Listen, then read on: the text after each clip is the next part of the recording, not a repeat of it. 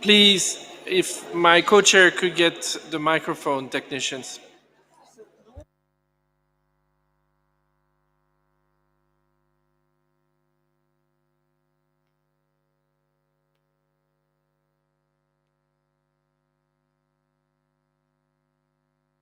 Dear delegates, please take your seat. We're going to be starting very shortly.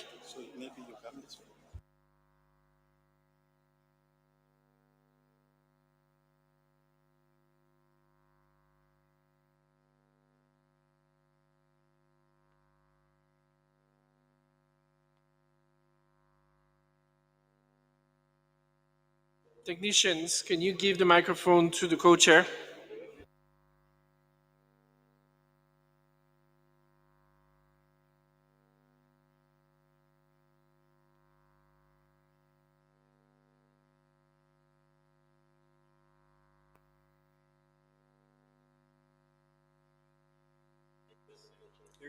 Okay.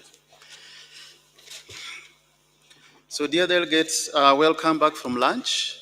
We are going to go now to agenda item 4. So let's turn our attention to agenda item 4. This is on the post-2020 Global Biodiversity Framework. As you know, we have made considerable progress on the development of the framework, primarily through contact groups.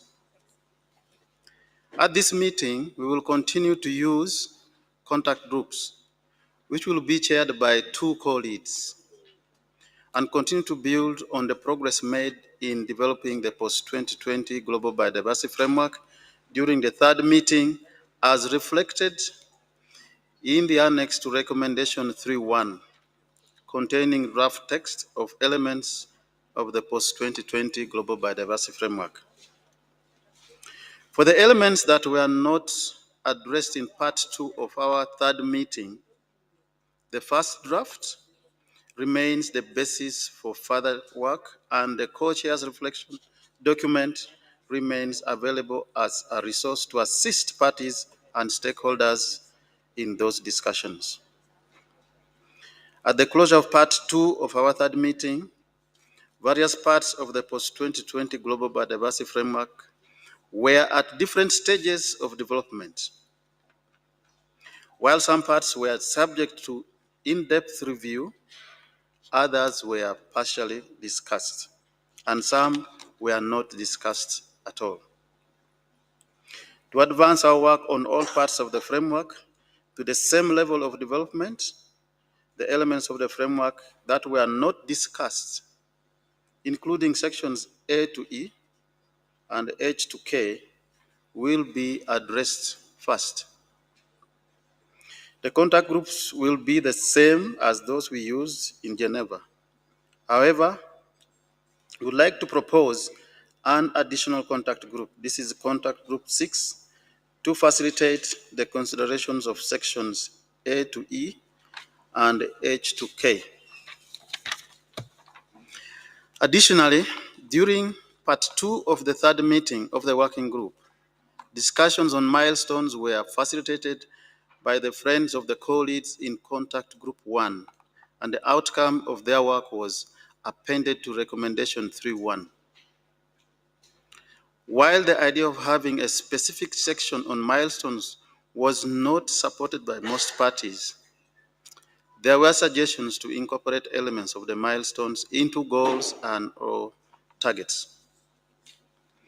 Dear delegates, we would now like to take a moment to provide an update on the issue of milestones. As you will recall, the milestones were included in the first draft of the framework in response to suggestions made during the 2nd meeting of the working group. The milestones were intended to provide a benchmark to evaluate the effectiveness and outcomes of the action needed to reach the 2050 vision in 2030 and support the preparation of global assessments. However, we also had clear views from delegates that the milestone add a layer of complexity to the framework and thus could make it more challenging to communicate and understand for non-experts. There was general agreement that regardless of their fate, the milestones contain important elements that should not be lost as the text of the post-2020 Global Biodiversity Framework is further considered or as it evolves. The milestones were discussed at our resumed third meeting in Geneva in the context of a Friends of the Contact Group 1 colleagues group. While the group was not able to make concrete suggestions, it did, however, produce a table which provides an overview of analysis of possible placement for each of the milestones under the goals and targets of the framework. This table was produced without prejudice to the position of parties with regards to the integration of an intermediary step between now and the 2050 under the framework. With a view to advance our discussion here in Nairobi, the colleagues of Contact Group 1 to 4 and 6 have jointly provided a proposal for a way forward on the issue of milestones under Agenda Item 4 on the post-2020 Global Biodiversity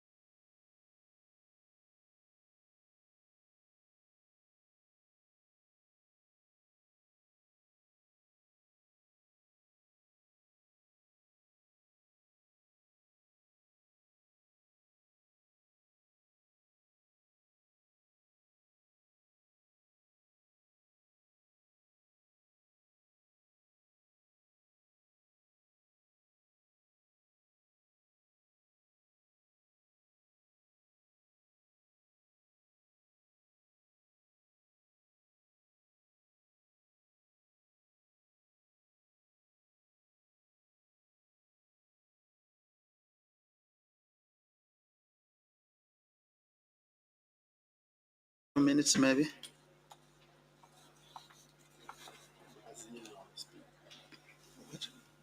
Brazil wants to speak.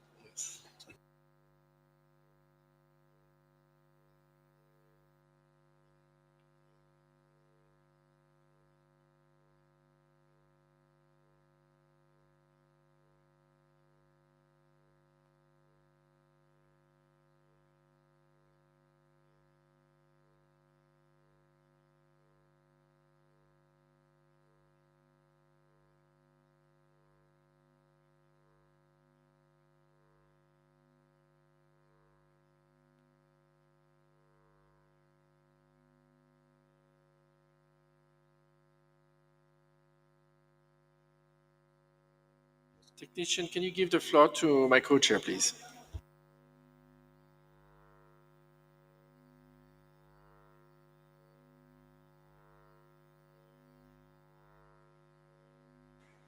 Okay.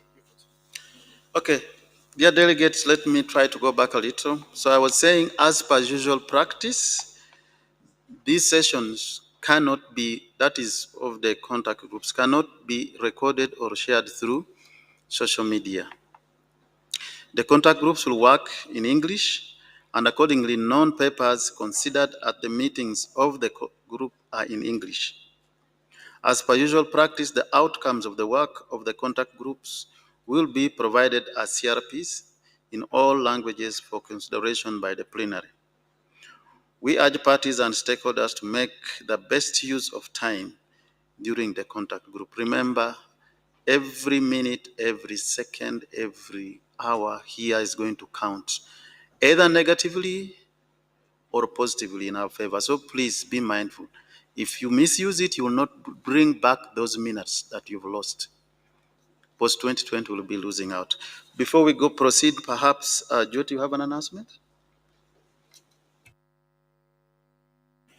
I just want to remind everybody to mute your phones because there's a lot of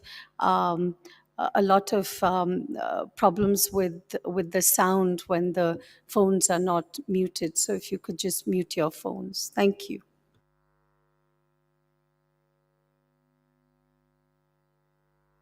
Okay, it's on now.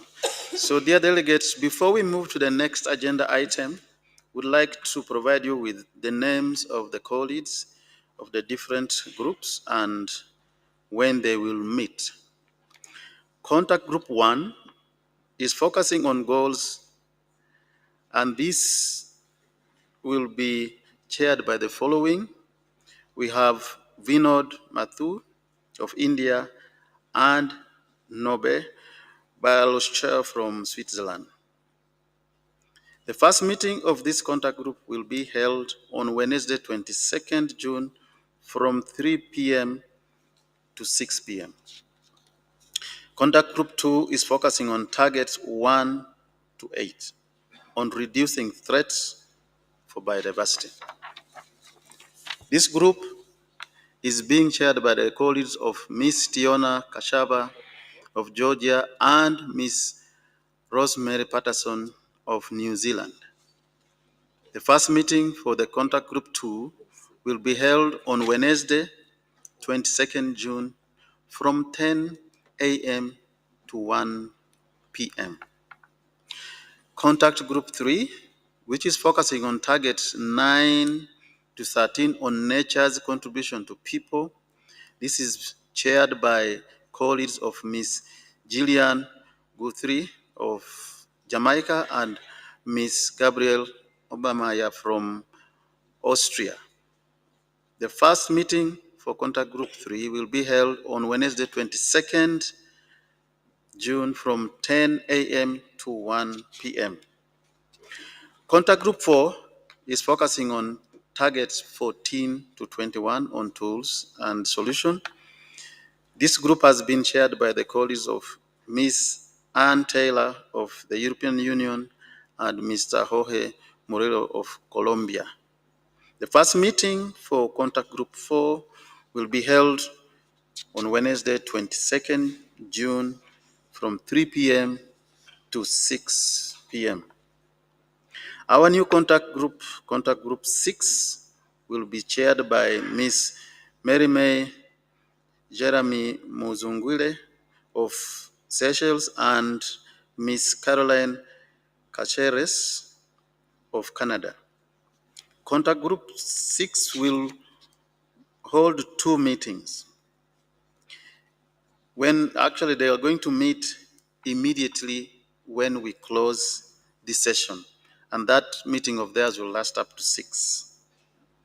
And they will be considering sections H to K, sections H to K. So immediately we close here. That's what they're going to do. The second meeting of the group will be held today from 7:30 p.m. to 10:30 p.m. and they will consider sections A to E, including BBs.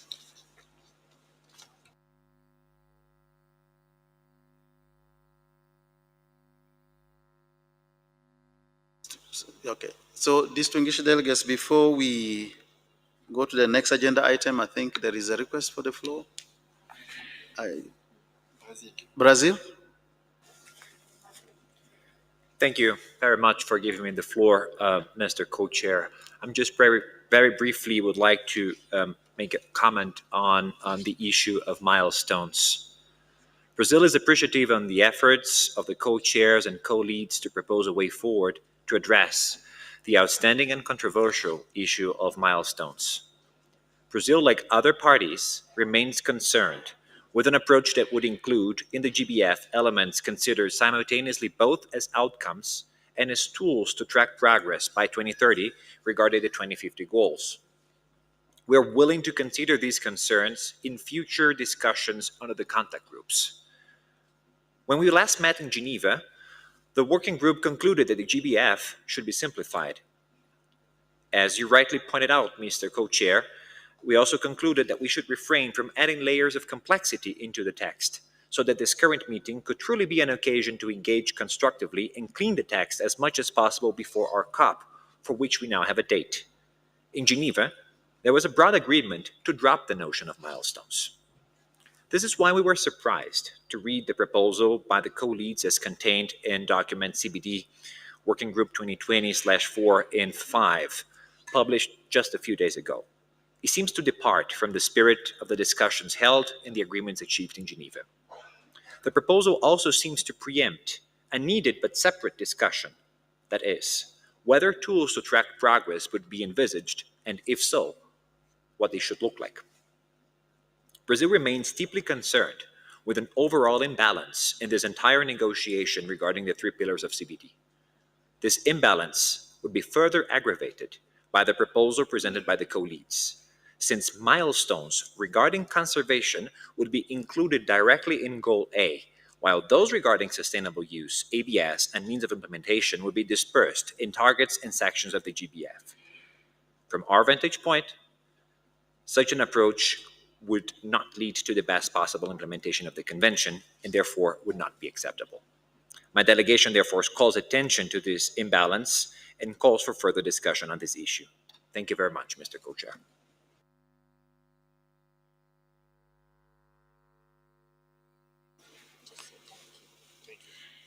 Thank you. Brazil?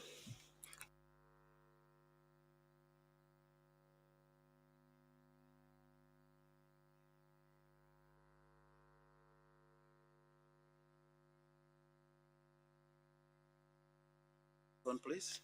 Okay, thank you, Brazil, for pointing out those issues. And I think what you've raised will be considered or will be handled when we go to the contact group discussions. But as you also note that there could have been a suggestion to drop the milestones. There could have been a suggestion to keep the milestones. So to create that balance, we realized that there was no consensus completely to do away with the milestones. And this is why this proposal comes in. So in the contact groups, you have the opportunity to really see how to integrate those elements. So I think that is why you could try to resolve much of those issues on milestones.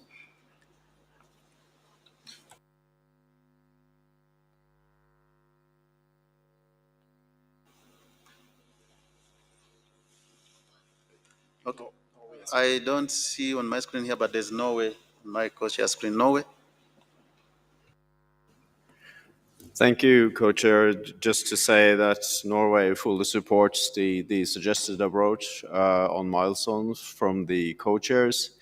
We think it's important to have a pragmatic approach on this issue because we don't have much time, and we know there's not full agreement on the issue of milestones. So I think this suggestion really shows a good way to approach this in the best interest of the convention. Thank you. Thank you, Norway. So with that, I don't see any other requests.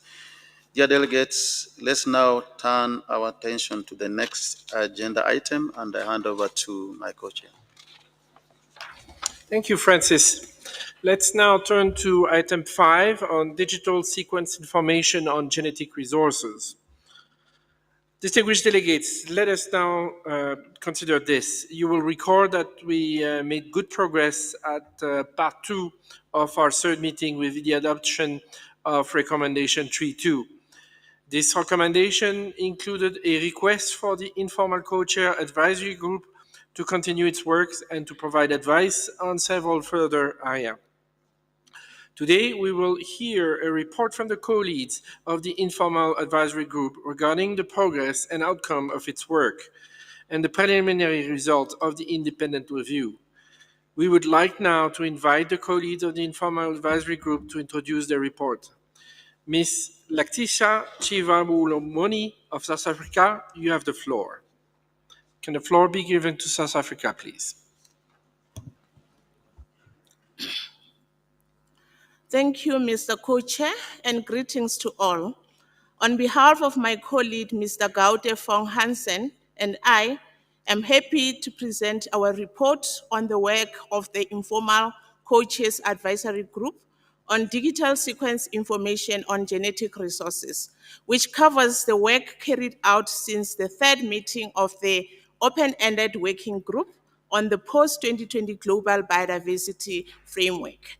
As you recall, the Informal Co-Chairs Advisory Group was established to provide advice and feedback on the co-chairs and the executive secretary in preparation for the second part of the third meeting of the open-ended working group. The terms of reference for the advisory group were set out in the appendix to Annex 5 of the report of Part 1 of the third meeting of the open-ended working group. As its Geneva meeting, the open-ended working group adopted recommendation 3/2, in which it requested the informal co-chairs advisory group to continue its work on the assessment of consequences of potential policy options, policy approaches, options, or modalities for benefit sharing arising out of the utilization of DSI, including to provide advice on a number of areas and to invite representatives of the scientific research community, private sector, civil society organizations, and databases to its discussion. Between part 2 of the working group's third and now fourth meetings, the informal advisory group met 5 times, including a kick-off session to review its organization of work and address the following topics: the definition/scope of DSI, the role of IPLC in modalities, tracking and tracing, hybrid approaches, the roles and interests of stakeholders in DSI policy options, legal feasibility, and the next steps to be considered in the co-lead step-by-step approach. The eighth and the final topic listed in recommendations 3/2 on the findings from the independent assessment of the policy options using the framework developed by the advisory group will be considered by the informal advisory group later in July or August this year. as the consultant is currently doing his work. An update was provided by the Secretariat to the Informal Advisory Group and can be found in Section 3 of document CBD/WG 2020-04/3. As you mentioned, Mr. Co-Chair, our report can be found in document CBD/WG 2020/4/INF/4. It contains our summary for each of the topics discussed during the meetings. As you will see from the report, some existing points of convergence were reinforced and new points of potential convergence emerged. Some of those points surfaced in a cross-cutting way across the main themes of discussion. Our report also includes in annex a copy of the organization of work, including the experts invited to present at each session and the complete list of participants.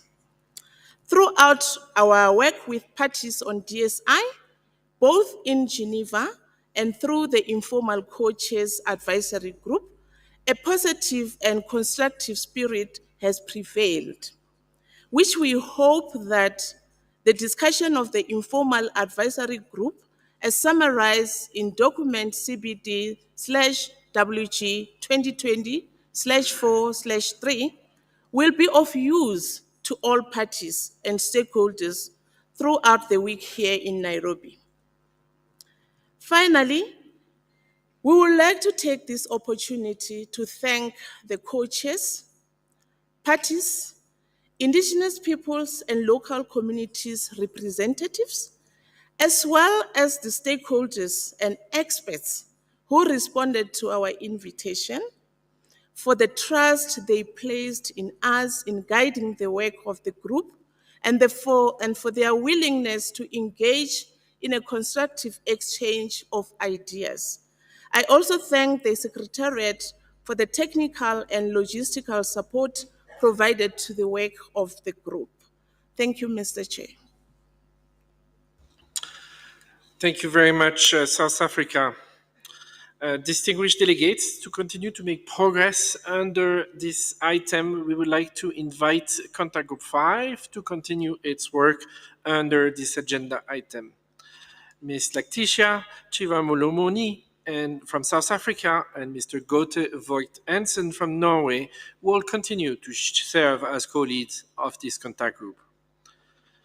This group, Contact Group 5, will work further on the draft decision for COP15 contained in the annex to Recommendation 3.2, taking into account the outcome of Part 2 of the third meeting and the work of the informal co-chair advisory group as just presented by the co-lead. This work was also summarized in document UNEP CBD Working Group 2020-4/3.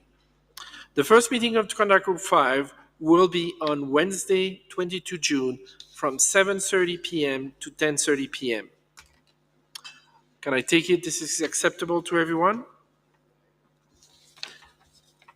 Thank you. Distinguished delegates, this brings us to the end of our plenary meeting for today. I would like now to give the floor to the Secretariat for any announcement. Secretariat, you have the floor. Thank you, Co-Chair. So we would like to remind everyone to wear their masks on when on campus, because I know this is a battle up an anthill, but it is part of our COVID measures. So please do remember to put on your masks.